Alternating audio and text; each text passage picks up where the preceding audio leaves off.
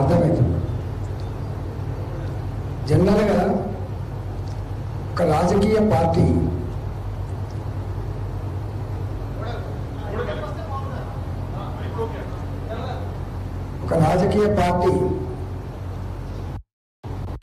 అధికారాన్ని సంతరించుకుంటే వార్డు నుంచి మొదలుపెట్టి పార్లమెంటు స్థానాల వరకు అధికారాన్ని సంతరించుకుంటేనేమో ఎక్కడో అక్కడ పదవులలో ఉండి ఎక్కడో అక్కడ బిజీ ఉండిపోతారు.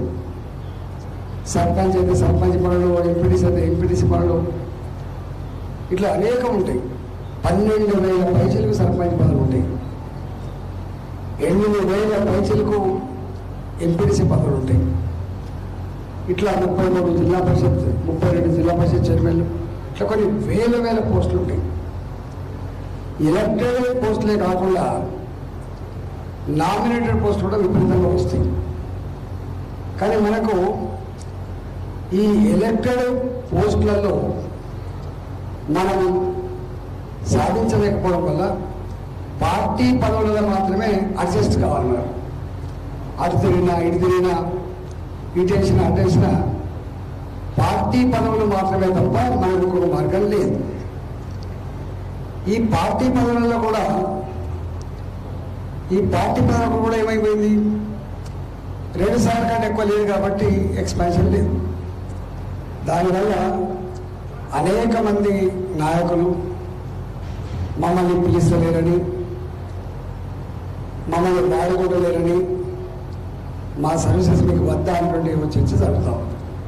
చాలామంది చూస్తుంటారు. లలితమ్మ కదమ్మా, వారి పేరు లలితమ్మ. వారి వయసు 83 సంవత్సరాలు. వారి కుమారుడు ఆర్మీలో పనిచేస్తారట. వారి కొడుకు చెప్పిండట, అమ్మ ఈసారి భారతీయ జనతా పార్టీ గెలవాలి, మీరు పోయి మీటింగ్ అటెండ్ చేసి నాకు ఒక ఫోటో పెట్టమని చెప్పాడట. ఫోటో వాళ్ళ కొడుకు ఒక ఫోటో పెట్టమని చెప్పాడు. వాడు కొంచెం సౌండ్ ఎక్కువైందా తక్కువైందా చూడే.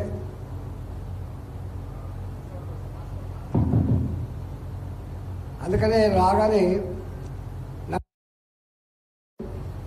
ఒక ఫోటో కొడుతున్నాడు. ఎక్కడో నేవీలో పనిచేసినటువంటి ఒక అమ్మ,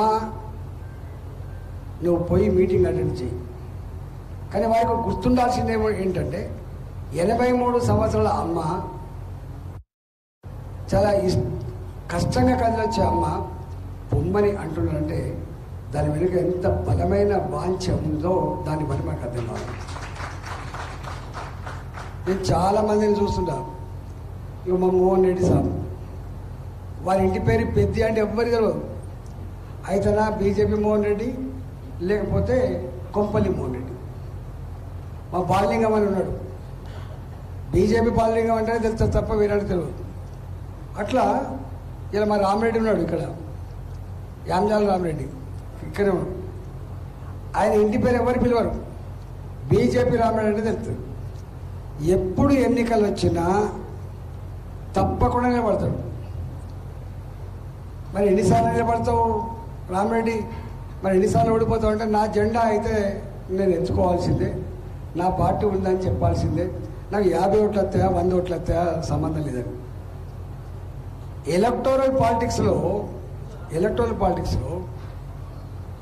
మనకు వచ్చినటువంటి, మన పార్టీకి వచ్చినటువంటి కష్టం 1983లో తెలుగుదేశం పుట్టడం.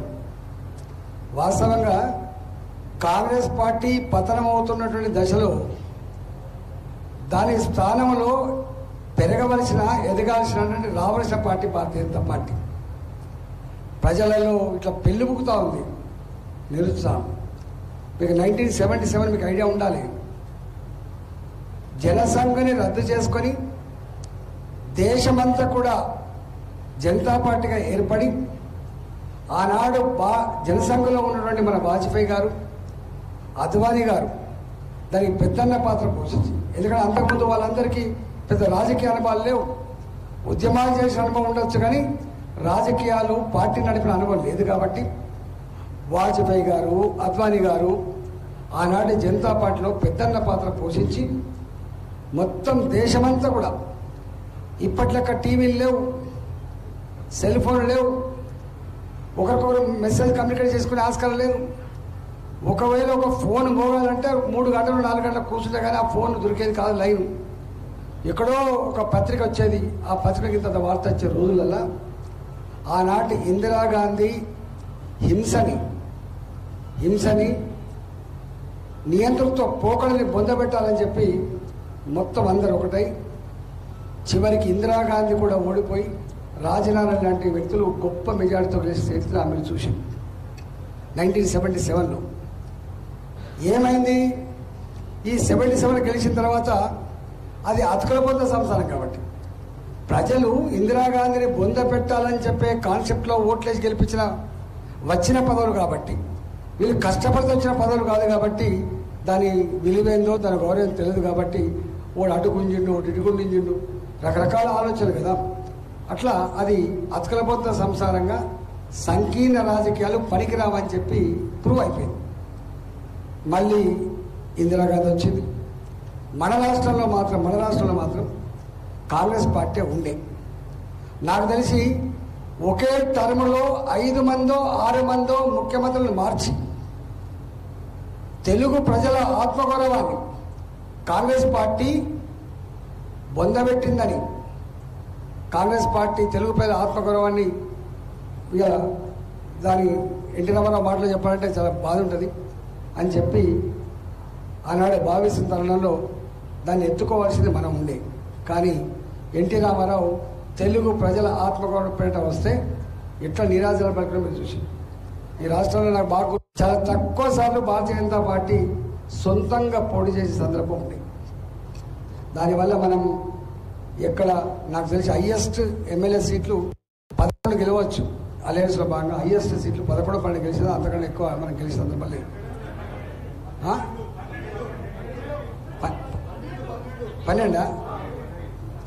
12 గెలుచుకున్నాం మనం, అదే హైయెస్ట్.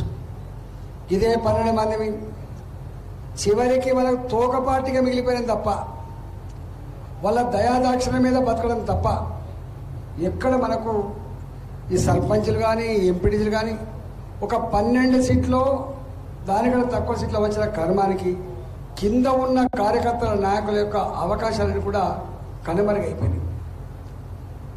అప్పుడో ఇప్పుడో గుర్తులేని పార్టీ అవసరం లేనటువంటి ఇండిపెండెంట్ పదవులు ఎక్కడైనా గెలుచుకొని వచ్చిన వ్యక్తిగతంగా తప్ప పార్టీ పరంగా మాత్రం పెద్దగా పదవులు రాదు. అంటే ఇది ఎందుకు చెప్తున్నా అంటే మనకి పార్టీ గొప్పగా పెరిగి అధికారాన్ని చెలాయించడానికి ఉన్నటువంటి అవకాశాలను కూడా